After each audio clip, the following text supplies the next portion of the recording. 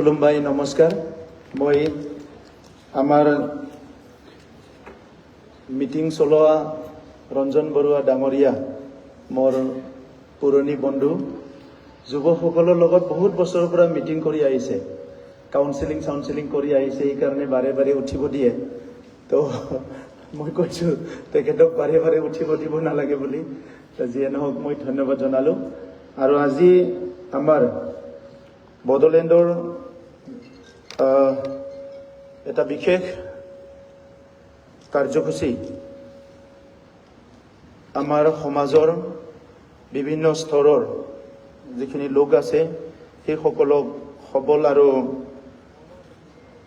শক্তিশালী কৰাৰ কাৰণে কিছুমান ইনিচিয়েটিভ লোৱা হৈছে এই প্ৰগ্ৰামত উপস্থিত আমাৰ কোকৰাঝাৰৰ যুৱ বিধায়ক লৰেন্স ইছলাৰী ডাঙৰীয়া তামুলপুৰৰ প্ৰাক্তন বিধায়ক সন্দীপ বসুমতাৰী ডাঙৰীয়া আমাৰ শিক্ষা সচিব অমৰজ্যোতি বৰ্মন ডাঙৰীয়া আমাৰ শিক্ষা বিভাগৰ সঞ্চালক জেপি ব্ৰহ্ম ডাঙৰীয়া উপস্থিত আমাৰ সংগ্ৰাম ব্ৰহ্ম আৰু স্বপন দাস ডাঙৰীয়া NRDSৰ তৰফৰ পৰা আমাৰ সুবীৰ সৰকাৰ ডাঙৰীয়া আৰু এই প্ৰগ্ৰামটো মেনেজমেণ্ট কৰা বিৰিনা ভৰালী ডাঙৰীয়ানী আৰু সকলো ষ্টাফ এণ্ড টিম আৰু মোৰ আগৰ ফালে ইয়াত আজি উপস্থিত হোৱা মোৰ ভাইসকল ভনীসকল মই সকলোলৈ আন্তৰিক অভিনন্দন জনাইছোঁ আৰু নতুন এটা যাত্ৰা সকলোৰে কাৰণে এই যাত্ৰা ভালকৈ সফল হওক ইয়াৰ কাৰণে মই ভগৱানৰ ওচৰত প্ৰাৰ্থনা কৰিছোঁ বিশেষভাৱে ময়ো দীঘলীয়া সময় সমাজৰ বিভিন্ন স্তৰত কাম কৰি আছিলোঁ আৰু যেতিয়া এক্টিভিষ্ট হিচাপে কাম কৰি আছিলোঁ পলিটিক্সত অহাৰ আগত বিভিন্ন ছেকশ্যনৰ লগৰ লগত তেখেতসকলৰ বিভিন্ন ধৰণৰ সমস্যাৰ লগত ময়ো সন্মুখীন হৈছিলোঁ আৰু একেলগে বুজিবলৈ চেষ্টা কৰিছিলোঁ আৰু ভাৰত স্বাধীন হোৱাৰ পিছত আমাৰ দেশখনৰ বহুত ভাল ভাল আঁচনি কেন্দ্ৰীয় চৰকাৰে আনিছে ৰাজ্য চৰকাৰবোৰো আনিছে ভাৰতৰ প্ৰত্যেকজন নাগৰিক ভাৰতৰ প্ৰত্যেকটা জনগোষ্ঠীক আগুৱাই নিয়াৰ কাৰণে প্ৰত্যেক 5 বছৰৰ মূৰে মূৰে ভাৰত চৰকাৰে প্লেনিং কৰে আৰু সেই প্লেনিংবিলাকৰ দ্বাৰা আমাৰ বিভিন্ন আঁচনিবিলাক তৈয়াৰ হয় আৰু সেই আঁচনিবিলাক ৰূপায়ণ হয় কিন্তু আজিলৈকে কেতিয়াবা ডাটাবিলাক চালে গম পায় যে বহুত ছেকশ্যনক আজিলৈকে ভালকৈ চুব পৰা নাই যাৰ কাৰণে এতিয়াও কিছুমান ছেকশ্যনৰ মানুহবিলাকে কিছুমান সমস্যাত ভুগি আছে আৰু আমি সকলো বিচাৰোঁ আজি প্ৰধানমন্ত্ৰী ডাঙৰীয়াই কৈছে আত্মনিৰ্ভৰশীল ভাৰতবৰ্ষখন আত্মনিৰ্ভৰশীল হ'ব লাগে দেশখন আত্মনিৰ্ভৰশীল হ'ব লাগে বুলি কোৱাৰ লগে লগে দেশৰ প্ৰত্যেকজন নাগৰিক সবল আৰু সক্ষম হ'ব লাগিব আমি যি কি নহওক কাম যি কি নহওক পৰিস্থিতিত মোকাবিলা কৰিবলৈ প্ৰত্যেকজন নাগৰিকে আমি সাজু হ'ব লাগিব দেশৰ প্ৰধানমন্ত্ৰীজনে কৈছে যে ভাৰতবৰ্ষখন বিশ্বগুৰু হ'ব লাগে দেশৰ প্ৰধানমন্ত্ৰীজনে কৈছে যে আমাৰ ভাৰতবৰ্ষখন সকলোতকৈ শ্ৰেষ্ঠ হ'ব লাগে আৰু বিকশিত ভাৰত হ'ব লাগে আমিও বিচাৰোঁ আমাৰ চকুৰ আগতে কিছুমান দেশবিলাক বহুত আগুৱাই গ'ল যিসকলক প্ৰথম শ্ৰেণীৰ দেশ বুলি কোৱা হয় অৰ্থনৈতিকভাৱে সামাজিকভাৱে আজি শিক্ষাৰ দিশত হওক বা তেখেতসকলে হেল্থ ছেক্টৰতে হওক বিভিন্ন ছেক্টৰত তেখেতসকলে বহুত আগুৱাই গ'ল আৰু আমি পিছ পৰি আছোঁ ইয়াৰ বহুত কাৰণ আছে এটা হ'ল আমাৰ অঞ্চলবিলাকত কেতিয়াবা চৰকাৰৰ ভাল ভাল পলিচিবিলাকো আহি নাপায় আৰু আমাৰ অঞ্চলবোৰক নেতৃত্ব দিয়া নেতাসকলে এই সমস্যাবিলাক উপলব্ধি কৰিব নোৱাৰে যাৰ কাৰণে কোনোবা এজন নেতা হ'লেও সি 10 বছৰ 20 বছৰলৈকে নেতৃত্ব দিব পাৰে কিন্তু সি কোনো এটা সমস্যাটো ভালকৈ বুজি নাপায় যেনেকৈ এটা সময়ত কোকৰাঝাৰত হেল্থ ইণ্ডেক্সবিলাক যদি চাবলৈ যায় আমাৰ ইয়াত গোটেই ভাৰতৰ যিমানখিনি জিলা আছে ইয়াৰ তলৰ ফালে আছিলে আমাৰ MMR IMR বুলি কয় মেডিকেল টাৰ্মত যেটো নেকি মৰ্টেলিটি আমাৰ প্ৰেগনেন্ট ওমেনবিলাক শিশু জন্ম পোৱা সময়ত মৃত্যু হয় শিশু জন্ম পোৱাৰ লগে লগে মৃত্যু হয় তেনেকা ৰেটবিলাক বহুত বেছি আছিলে মাল নিউট্ৰিশন পুষ্টিহীনতা আৰু বিভিন্ন বেমাৰবিলাক আমাৰ অঞ্চলত আছিলে আগতে মেলেৰিয়া হ'লেও বহুত মানুহ মৰি যায় আমি তেখেতসকলক বাচাব পৰা অৱস্থা নাছিলে আগতে হেল্থ সাৰ্ভিসেছটো ভাল নাছিলে তো তেনেকা বিভিন্ন সমস্যা স্কুলবিলাকত ড্ৰপ আউট হৈ আছে ড্ৰপ আউট ৰেটটো বহুত হাই এতিয়া লাহে লাহে কমি গৈছে এই গোটেই কথাবিলাক চাই আমাৰ কাউন্সিলত যদিও এইখন ৰাজ্য চৰকাৰ নহয় যদিও এইখন কেন্দ্ৰ চৰকাৰ নহয় এটা ক্ষুদ্ৰ কাউন্সিল চৰকাৰ এই কাউন্সিল চৰকাৰত আমি স্পেশাল কিছুমান ইনিচিয়েটিভ লৈছো আৰু প্ৰথমটো হৈছে আমাৰ চাইল্ড ফ্ৰেন্ডলি BTR আমাৰ প্ৰত্যেকজন শিশু যদি জন্ম পোৱাৰ পিছত এই শিশুটোক যদি আমি ভালকে লালন পালন কৰি ডাঙৰ দীঘল কৰিব পাৰো তাক প্ৰয়োজন যিখিনি খাদ্য লাগে যিখিনি তাক নিউট্ৰিশন লাগে ফুড লাগে এইখিনি যদি প্ৰপাৰকে যোগান ধৰিব পৰা যায় শিক্ষা যি সময়ৰ পৰা আৰম্ভ হ'ব লাগে সেই সময়ৰ পৰা যদি ভালকে শিক্ষা দিব পৰা যায় ই এটা সময়ত নিজৰ ভৰিটো থিয় দিব দেশৰো এটা সম্পদ হ'ব আৰু মানুহ এজন যেতিয়া সম্পদ হ'ব অকল এটা ঘৰৰ পৰিয়ালৰ এটা জাতিৰ এটা দেশৰ নহয় ই বিশ্বৰ কাৰণে সম্পদ হৈ যায় আজি আইনষ্টাইনৰ কথা পাতিলে হি কোন দেশৰ নাগৰিক ইটো আমাৰ কাৰণে দৰকাৰ নহয় হি কি আমাক দি গৈছে হিটোৱে বহুত ডাঙৰ মানে কথা আজি আমাৰ জাতিৰ পিতা মহাত্মা গান্ধীৰ কথা কোৱাৰ লগে লগে হি কোন দেশৰ নাগৰিক হিটো ডাঙৰ কথা নহয় বিশ্বৰ মানৱ জাতিৰ কাৰণে জাতিৰ পিতা মহাত্মা গান্ধীয়ে কিবা এটা দি গৈছে আজি আমাৰ জীয়াই আছে এতিয়াও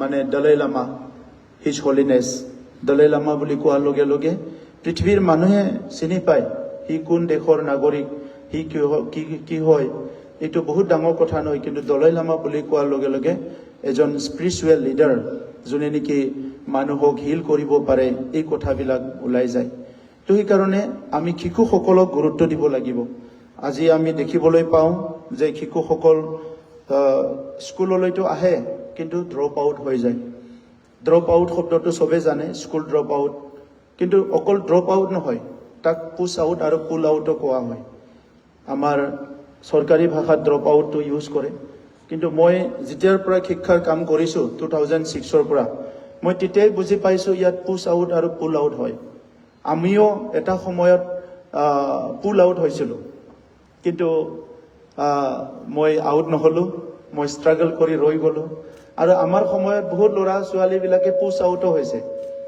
শিক্ষকসকলে তেতিয়া ডাঙৰ ডাঙৰ লাঠি লাই বহুত পিটে যোনে পঢ়িব নোৱাৰে কোনোবা কলেৰা ইনজেকশ্যন দিব গ'লে খিৰিকী দি জাপ মাৰি পলাই আৰু কেতিয়াও স্কুলত নাহে তেনেকা বহুত পৰিৱেশ হৈছে আমাৰ আমি যেতিয়া স্কুলত পঢ়ি আহিছিলো তেতিয়া ড্ৰপ আউট ৰেটটো বহুত হাই আছিল মোৰ দেন 40% হ'ব পাৰে আজিৰ তুলনাত চালে কিন্তু লাহে লাহেকে এইবিলাক সংস্কাৰ হৈছে আজিকালি ল'ৰা ছোৱালীক ভয় কৰিব নাপায় লাঠি ল'বলৈ নাপায় স্কুলত ভয় খুৱাবলৈ নাপায় শিশু কালতে যদি ভয় খুৱাই থয় ডাঙৰ হৈ বহুত ভয় কৰা হয় সেইকাৰণে ল'ৰা ছোৱালীক ভয় খুৱাব নালাগে আমাৰ ইয়াত গাঁওবিলাকত মানে য'ত মাক দেউতাকসকলে বহুত বেছি শিক্ষা নাই তেখেতসকলেও ভয় কৰে মই বহুত ডাঙৰলৈকে ৰেডিঅ'টো মানে লাৰিবলৈ ভয় কৰিছিলো আমাৰ ঘৰত ৰেডিঅ' নাছিলে তো বেলেগৰ ঘৰত যেতিয়া যাওঁ ওচৰত ৰেডিঅ' দেখা পাইছিলো আৰু ৰেডিঅ'টো ঘূৰাই থাকে মানে চেনেল কাটি থাকে কিবা কাটি সেই সময়ত মই ভাবো যে কেনেকৈ ঘূৰাই থাকে এইটো দূৰৰ পৰা চাই থকা আছিলো কেতিয়াবা কোনোবাই কয় এই বাবু যোৱাচোন যোৱা ৰেডিঅ'টো বন্ধ কৰি দিয়া শেষ হ'ল বাতৰিটো তো মই ভয় কৰোঁ অলপ বেছিকৈ যদি ঘূৰাই দি ছিঙি যায় মইতো বনাই দিব নোৱাৰিম তেনেকা মই ভয় কৰা আছিলো কাৰোবাৰ মানে চাইকেলবিলাক যেতিয়া আমাৰ দিনত চাইকেল আহিল চাইকেলটো বেলেগৰ চাইকেলটো মই কেতিয়াও চলোৱা নাছিলো ভয় লাগিছিলে যদি চাইকেলটো চলাই কিবা ভাঙি যায় মই কেনেকৈ বনাই দিম সো এটা ভয় এটা আছিলে মানুহবিলাকৰ ওচৰত যাবলৈ ভয় কৰোঁ এই পৰিৱেশটোই তেনেকুৱা আছিলে কিন্তু যেতিয়া মোৰ নিজৰ ল'ৰা জন্ম পালে আমাৰ দিনটো কম্পিউটাৰৰ যুগ সি সেন্টেন্সটো ভালকে কোৱাৰ আগতে কিবা অসমীয়া কথা এটা বড়ো কথা এটা বা হিন্দী কথা এটা সেন্টেন্সটো ভালকে ক'বলৈ জানাৰ আগতে সি কম্পিউটাৰ লাৰিবলৈ পাইছে, লেপটপ লাৰিবলৈ পাইছে। সো আজিৰ জেনেৰেশ্যনটো তেনেকুৱা। তো সেইকাৰণে আজিৰ সময়ত আমাৰ ল'ৰা ছোৱালীক আমি আজি যে চাইল্ড ফ্ৰেণ্ডলি BTR বুলি কৈছোঁ আমি, যে বড়োলেণ্ডখন চাইল্ড ফ্ৰেণ্ডলি কৰিব লাগিব। আজিও বহুত শিশু আছে যিবিলাকে চাইল্ড লেবাৰ হয়। শিশুসকলে লেবাৰ কৰিব লাগিলে ইয়াৰ শাৰীৰিক, ইয়াৰ মানসিক সব শেষ হৈ যায়। মই যেতিয়া হাইস্কুলত পঢ়ি থাকোঁতে হাল মাৰি আছিলোঁ, গৰুৰ পিছত ঘূৰি আছিলোঁ অকলে, তেতিয়া বহুত কথা চিন্তা কৰিছিলোঁ যে মোৰ জীৱনত আৰু একোৱেই নহ'ব নেকি, এনেকুৱা চিন্তাবিলাক আহে। তো এটা সময়লৈকে এই কথাটোৱে যদি মই পঢ়িবলৈ মন নাথাকিলেহেঁতেন বা পৰিৱেশৰ যদি মই দাগ হৈ গ'লো হয়, তেতিয়া মোৰ গোটেই জীৱনটো বেলেগ চাইডেদি গুচি গ'লহেঁতেন। কিছুমান দোকানবিলাকত মই যোৱা 10 বছৰত দেখিছোঁ, নেশ্যনেল হাইৱেত ৰঙিয়াৰ পৰা কোকৰাঝাৰলৈ আহোঁতে মানে কিছুমান আজিকালি 4 লেন হ'ল, তেতিয়া সৰু ৰাস্তা আছিলে। কিছুমান দোকানত দেখা পাওঁ সৰু সৰু শিশুবিলাকে গিলাচ ধুই থাকে। যেতিয়া 2006ৰ পিছত মই ষ্টুডেণ্ট ইউনিয়নত আছিলোঁ যদিও এক্টিভিজিমত অলপ মই আছিলোঁ বেলেগ আৰু হিউমেন ৰাইট, মানৱ অধিকাৰৰ কথাবিলাক, শিশুৰ অধিকাৰৰ কথাবিলাক যেতিয়া পঢ়িলোঁ জানিলোঁ, তেতিয়া মই দোকানবিলাকত কোৱা আছিলোঁ যে এই শিশুটো নাৰাখিব, কিন্তু আপুনি জেলত যাব বুলি। কেতিয়াবা এৰি দিয়ে, কেতিয়াবা থাকে, তেনেকুৱা সংগ্ৰামবিলাক আমি কৰি আহিছিলোঁ। গতিকে আজিৰ সময়তো ড্ৰপ আউটটো কিয় হয় এই ডেটাটো আপোনালোকে ওলাব লাগিব। এজন শিশুৰ কাৰণে ফ্ৰেণ্ডলি পৰিৱেশ আমি কেনেকৈ দিব পাৰোঁ এইটো আমি চাব লাগিব।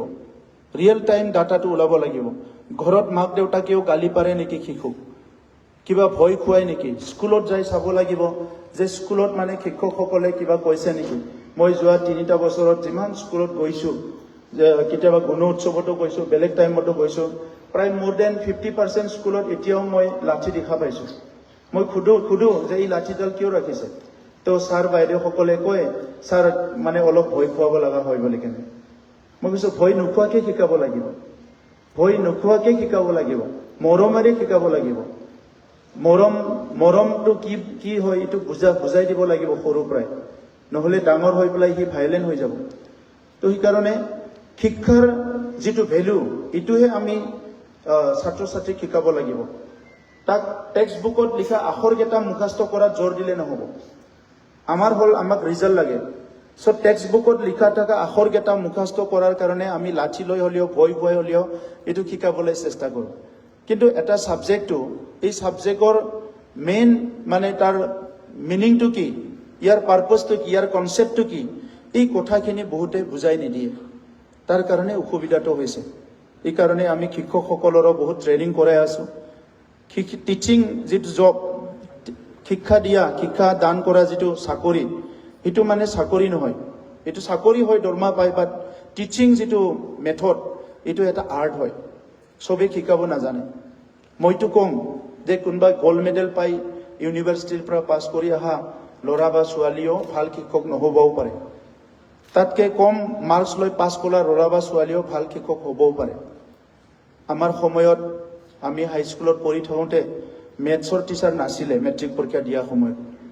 তো যিজন মেথছৰ টিচাৰ আছিলে সি বাকীখিনি মেথছ শিকাই গ'ল, জেমেট্ৰিক শিকাব নাপালে। আমি মেট্ৰিক পৰীক্ষা দিব লাগে, কিন্তু জেমেট্ৰিক ক্লাছ হোৱা নাই। সেই সময়ত মই জেমেট্ৰি কি ইয়াৰ কনচেপ্টটোৱে ভালকৈ বুজি পোৱা নাছিলোঁ। তো আমাৰ গাঁৱতে আছিলে, 2-3বাৰমান মেট্ৰিক ফেইল হ'ল, কিন্তু মেথছত সদায় লেটাৰ পায়। তো সেই মানুহজনৰ তাত যাই মই মেথছ শিকিবলৈ গ'লোঁ, যে দাদা মোক মেথছ শিকাব লাগে। তো সি ক'লে যে মই মেট্ৰিক ফেইল হৈ থকা মানুহ কি শিকিবলৈ আহিছা। মই ক'লোঁ মেট্ৰিকহে ফেইল কৰিছে আপুনি, মেথছতো আপুনি 80 নম্বৰ পায়।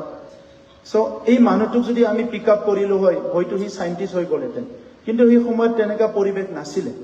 তো তাৰ পৰা মই জেমেট্ৰিক শিকিলোঁ। তেতিয়া 50 মাৰ্কৰ আছিলে ছেকেণ্ড পেপাৰখনত।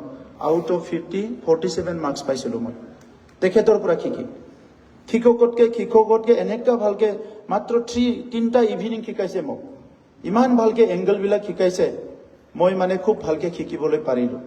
ঠিক এই টিচিংটো এটা আৰ্ট হয়। এতিয়া আমাৰ ইয়াত কি হৈছে, আমেৰিকাত বহুত কাউন্সিলৰ আছে, বহুত বছৰ আগতে কাউন্সিলৰ এপইণ্ট কৰিছে। আমাৰ ইয়াতো কাউন্সিলিং চেলবিলাক কলেজত আছে, ক'ৰবাত আছে। ষ্টুডেণ্টবিলাকৰ প্ৰব্লেমবিলাক ট্ৰাবল শ্বুটিং কৰা মানুহ নাই। সো এজন টিচাৰে শিকাই আছে ল'ৰা ছোৱালী আয়ত্ব কৰিব পাৰিছেনে নাই এইটো মানে জানিব লাগিব তো গতিকে আজি এই কথাবিলাক চিলড্ৰেনছ বা চাইল্ড বুলি কোৱাৰ লগে লগে তাৰ কি প্ৰব্লেম আছে এইটো আমি চাইল্ড ফ্ৰেণ্ডলি বিটিআৰ মিছনত ওলাব বিচাৰিছোঁ আৰু তাৰ কাৰণে আমি যেতিয়া আপোনালোকে কামটো কমপ্লিট কৰিব 3 মাহৰ ভিতৰত তাতে যি এটা ৰিপৰ্ট ওলাই আহিব এই ৰিপৰ্টৰ ওপৰত এনালাইচিছ কৰি ৰিচাৰ্চ কৰি স্কুলৰ আমাৰ পলিচিটো হ'ব এতিয়া বড়োলেণ্ডত আমি 1 ষ্টুডেণ্ট 1 ফাইল এটা পলিচি লৈছোঁ 1 ষ্টুডেণ্ট 1 ফাইলটো কিয় লৈছোঁ আমি পলিচিটো যে আমাৰ ডাইৰেক্টৰ এডুকেশ্যন ছেক্ৰেটাৰী দুইজনক শিক্ষাত মানে খুব ভালকে এটেন্টিভলি বা সিৰিয়াছলি কাম কৰি আছে আমি যে ষ্টুডেণ্ট এজনে ক্লাছ 1ৰ পৰা বা কোৰ পৰা বা অংগনবাড়ীৰ পৰা তেখেতে মানে কেনেকৈ ড্ৰপ আউট হয় কি কাৰণত ড্ৰপ আউট হয় এই কথাবিলাক আমি ওলাব বিচাৰিছোঁ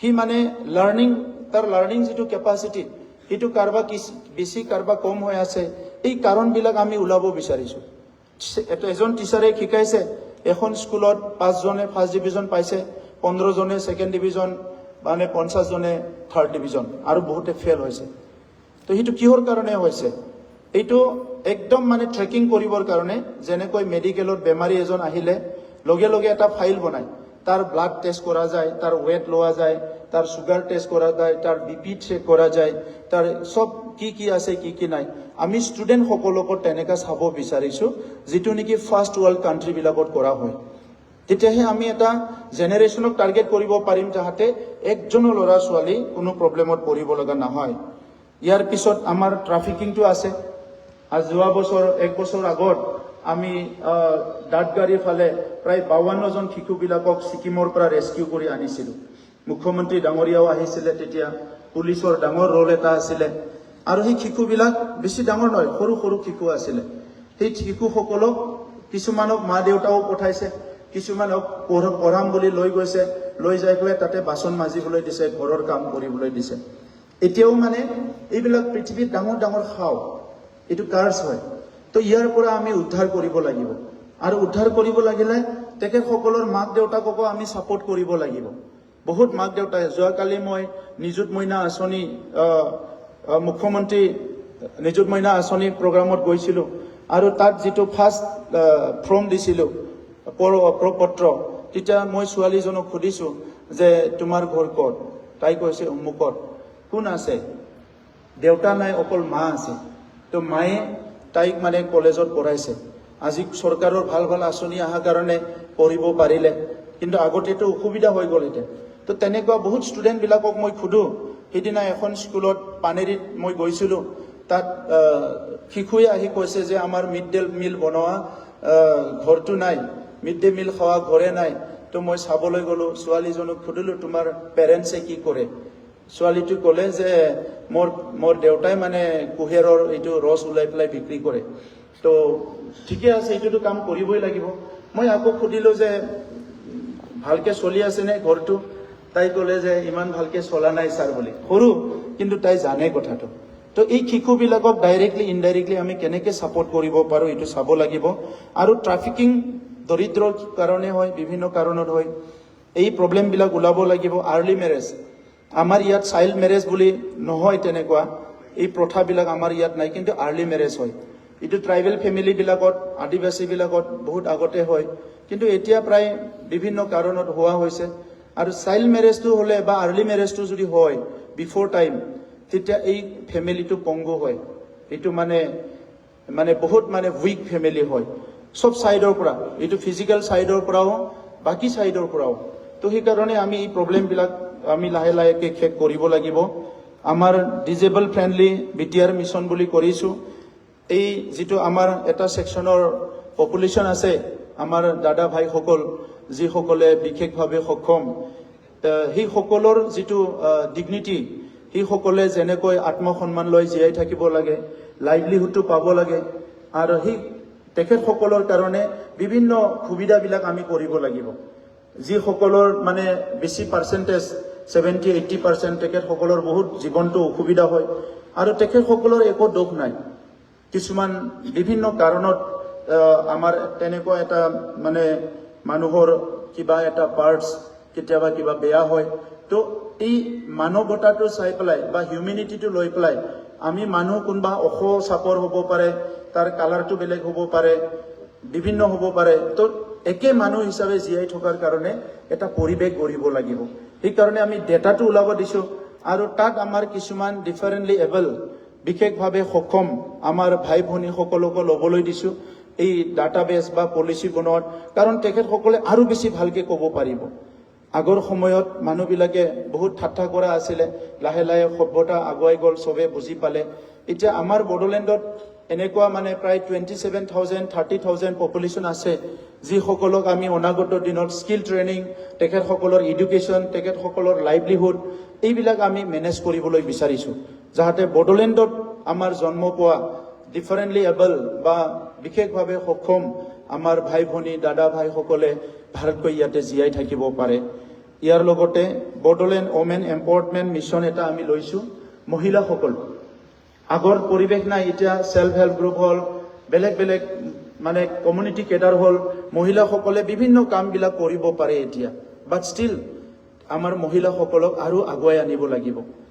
যিসকল মহিলা কম পঢ়ি পেলাই বিবাহ হৈছে, তেখেতসকলৰ উপাৰ্জনৰ কাৰণে কোনো স্কোপ নাই, আমাৰ ইয়াত ডাঙৰ ইণ্ডাষ্ট্ৰী নাই, কোনো কোম্পানী নাই। তো আমি তেখেতসকলৰ লাইভলিহুডটো মেনেজমেণ্ট কেনেকৈ কৰি আছে, তেখেতসকলৰ মিনিমাম উপাৰ্জনটো কেনেকৈ কৰি আছে এইটো চাব লাগিব। এতিয়াও মানে পুৰুষবিলাক য'ত কম উপাৰ্জন হয়, কোনোবা পুৰুষ এজনৰ যদি কিবা বেমাৰ হয়, সি তাৎক্ষণিকভাৱে 1 ঘণ্টাত ঔষধ কিনি আনি খায়, মোৰ পেটৰ বেমাৰ হৈছে খালে। মহিলাটো কিন্তু 4 ঘণ্টা 5 ঘণ্টা ৰখিব লগা হয়, 2 বাৰ 3 বাৰ ক'ব লগা হয়, মোৰ অলপ পেট বিষাইছে, মানে ঔষধ আনিব লাগিছিলে, ৰবাচোন অলপ সময় পানী চানি খাই ৰখি থাকা। আৰু আবেলি ক'লে মোৰ পেট বিষটো ভাল নহ'ল, তেনেহ'লে ডক্টৰৰ তাতে যাব লাগিব, কিন্তু লৈ যাম বুলি বহুতে নকয় লগে লগে। কিন্তু সি যদি ইকনমিকেলি অলপমান চাউণ্ড হয়, তো নিজৰ কামটো নিজে কৰিব পাৰে। ছোৱালীক কিবা এটা ড্ৰেছ দিব লাগে, ল'ৰাক কিবা এটা ড্ৰেছ দিব লাগে, ৰখি থাকিব লগা হয়।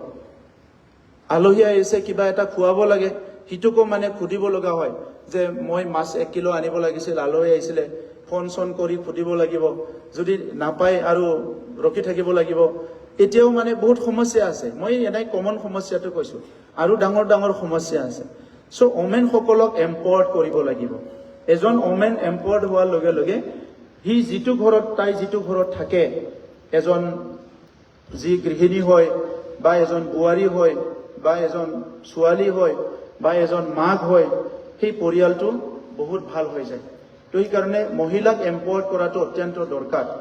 আমি সেইকাৰণে 26টা জনগোষ্ঠীৰো আমি মহিলাসকলক সিলেকশ্যন কৰিব লাগে, আমাৰ বাইদেউ ভনীসকলক বুলি কৈছোঁ, কাৰণ সেই জনগোষ্ঠীৰ আৱেগ অনুভূতিটো সেই জনগোষ্ঠীৰ মানুহে বেছি বুজি পাব। কিছুমানে ভাষাও বুজি নাপাব পাৰে, কিছুমানে গাঁওবিলাকত ধৰি লওক সান্থালী আমাৰ কমিউনিটি আছে, এজন যদি অসমীয়াত কথা পাতে বুজি নাপাবও পাৰে। যদি সান্থালী ছোৱালীয়ে হয়, আধা প্ৰব্লেমটো তাই বুজিয়ে পালে, বাকীখিনি অলপ সোধা পোছা কৰি এই সমস্যাখিনি ভালকৈ লিখিব পাৰিব।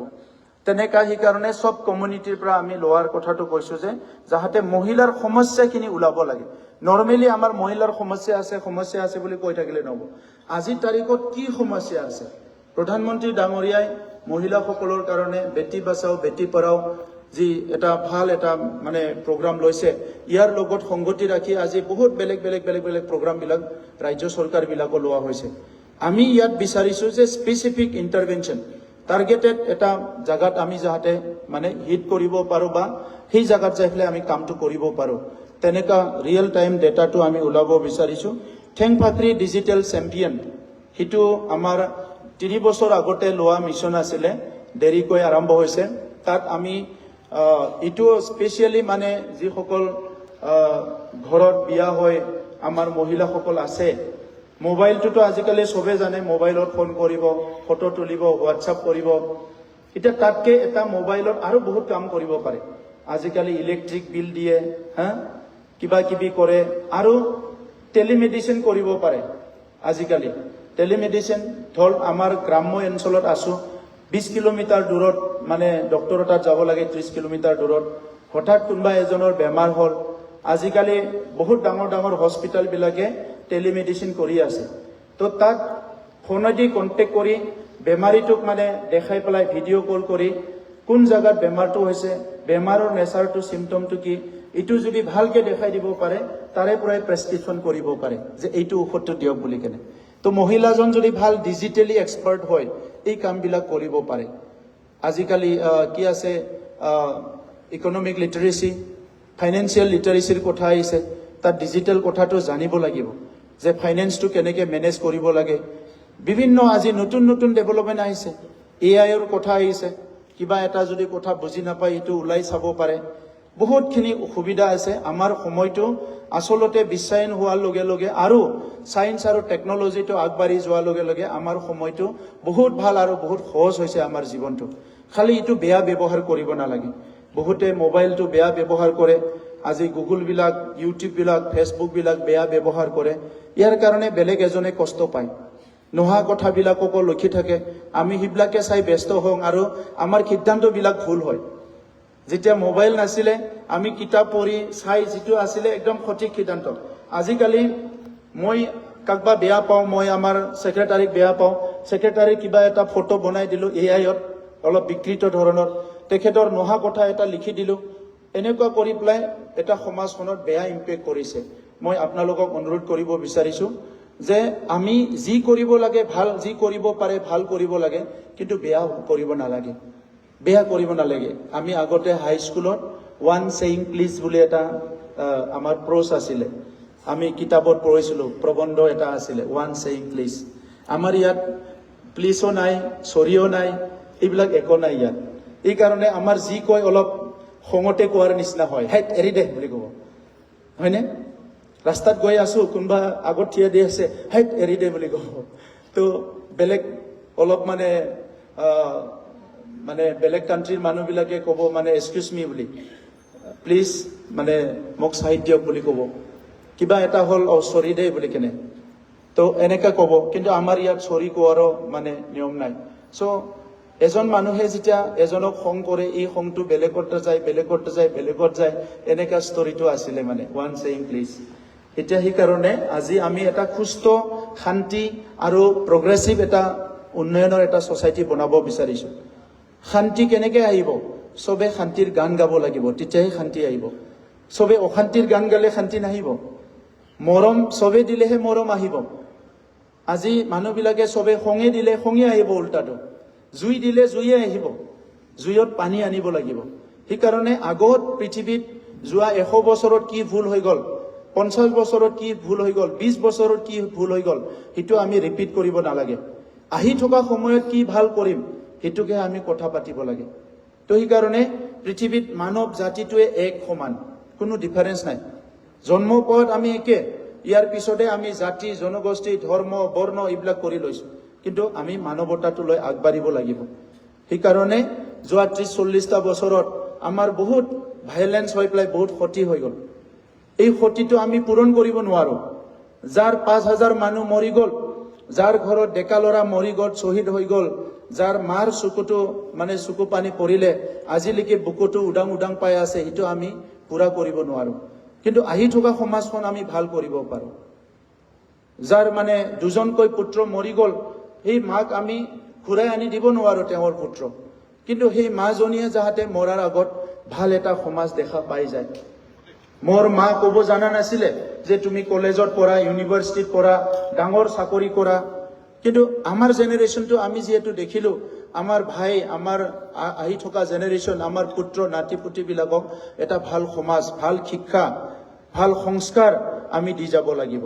গতিকে যি কাম কৰিব আহিছোঁ এটা পজিটিভ চিন্তা লৈ মই আপোনালোকক চবকে অনুৰোধ কৰিছোঁ যে সকলো যাতে পজিটিভ এটা চিন্তা লৈ যায়। আৰু কাৰোবাৰ পৰা কথা এটা ওলাব লাগিলে অলপ যদি ৰাপ ব্যৱহাৰ কৰে কথা নোলাব। কিন্তু মানে পৃথিৱীখন বহুত ভাল, কিন্তু যিসকল চিম্পল মানুহ, চিম্প্লিচিটি আৰু honesty, simplicity and honesty, simplicity and honesty, honest with self, honest with others. আমি বেলেগক বেয়া ব্যৱহাৰ কৰা মানে you are not honest with yourself also'. কাৰণ তুমি বেলেগক বেয়া ব্যৱহাৰ কৰালে ইন ৰিটাৰ্ণ তুমি আজি নহয় কালি বেয়া ব্যৱহাৰ পাবাই পাবা। তো সেইকাৰণে be honest with self always'. মই আজি প্ৰমোদ বড়ো আপোনালোকৰ আগত থিয় দি আছোঁ।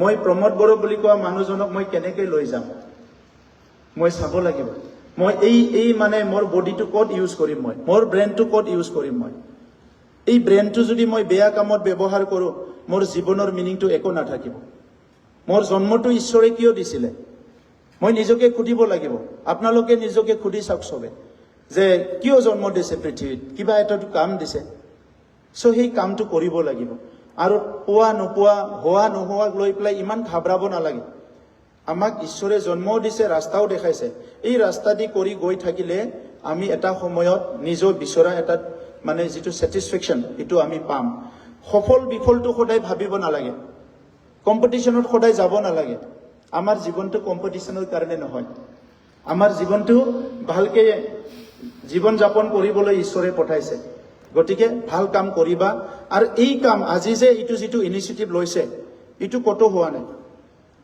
আগতে কোনবা এনজিও বিলাকে চৰকাৰে কিবা ডাটা ওলাই এই ডাটা বিলাকত অলপমান টটাটয়াকে ওলাই দিয়াৰ কাৰণে কিছুমান ডাটা কাৰেক্ট হয় কিবা ৰং হয় বহু কোনো ডাটাই 100% কাৰেক্ট নহয় তো এই কাৰণে আমি চাব বিচাৰিছো যে ইয়াত ডাটা বিলাক কেনেকৈ কাৰেক্ট কৰিব পাৰে গতিকে আপোনালোকে কামটো হাৰবাৰী হৈছে বা টাইমত ওপৰৰ পৰা ক'ব পাৰে যে অহাকালি লাগে আজিয়ে লাগে সেই বুলি মানে ডাটা বিলাক কৰা মানে কি কয় ভুল ডাটা বিলাক দিব নালাগে তেতিয়া সিদ্ধান্তটো ভুল হৈ যাব ওপৰৰ পলিচিটো ভুল হৈ যাব এই কাৰণে অলপ ওয়াৰ্ক কৰিবা আৰু এক্সপেৰিয়েন্স সাৰ্টিফিকেট পাব সবে এই কাম বিলাক কৰি এক্সপেৰিয়েন্স সাৰ্টিফিকেট পাব পাই পেলাই আকৌ কাম কৰিব পাৰিব মই আশা ৰাখিছো যে এইবাৰ আমি 100 ফেলোশিপ এইবাৰ আমি 100 ফেলোশিপ লৈ পেলাই 4 বছৰ চৰকাৰ চলালো ফেলোজ যি সকলে আমাৰ হাত হিচাপে আমাক সহায় কৰিছে ব্ৰেইন হিচাপে সহায় কৰিছে ইয়ং লৰা ছোৱালী আমি লৈছো ব্ৰিলিয়েন্ট যিবিলাকে বেলেগ বেলেগত কাম কৰা 100 জন লৰা ছোৱালী লৈ কাম কৰিছো মই আশা ৰাখিছো নেক্সট চৰকাৰত 1000 ফেলোজ লৈ পেলাই কাম কৰিম আমি যি সকলে নেকি 24/7 চৰকাৰক সহায় কৰিব পাৰে সো তেনেকা বহুত সংস্কাৰমূলক কামবিলাক হৈ আছে মই দীঘলীয়া কথা ক'ব বিচৰা নাই মই ধন্যবাদ জনাইছো আমাৰ ডিপাৰ্টমেন্টৰ বিষয়াসকলক মই ধন্যবাদ জনাইছো এনআৰডিএছ যিয়ে দায়িত্ব লৈছে মই আশা ৰাখিছো তেখেত সকলে এই কামটো খুব সিনচিয়াৰলি আৰম্ভণিৰ পৰা শেষলৈকে ভালকে কৰিব আৰু এটা কোৱালিটি ডাটা আমি কালেকশন কৰিব পাৰিম বা আমি যুগুত কৰিব পাৰিম যিয়ে নেকি অনাগত দিনত আমাৰ পলিচিত বহুত সহায় কৰিব মই সকলোলৈ ধন্যবাদ জনালো আৰু আপোনালোকৰ আহি থকা দিনবিলাক আহি থকা ভৱিষ্যতবিলাক ভৱিষ্যত সময়খিনি যাহাতে সফল হয় শান্তি সমৃদ্ধি আৰু ভাল এটা সাকসেসফুল হয় হেতুকে মই এইটো মই আপোনালোকৰ ওচৰত মানে কৈ পেলাই মোৰ বক্তব্য সামৰিছো ধন্যবাদ